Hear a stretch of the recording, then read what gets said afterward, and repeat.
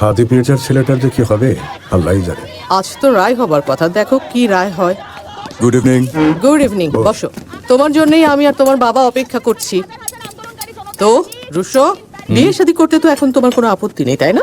আরে না, পুরুষ মানুষের জন্ম নিছি, বিয়ে তো করতেই হবে। গুড। আমি একটা মেয়ে পছন্দ করে রেখেছি, নীলা।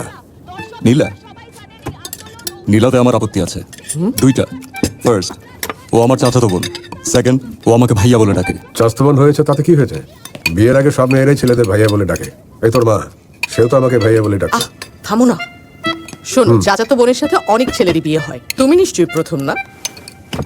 দেখো, হাতের 5টা আঙুল যেরকম সেম না, তাই বাকি ছেলেরা চাচাতো বোনকে বিয়ে করে দেখে আমাকেও করতে হবে এমন কোনো কথা নেই।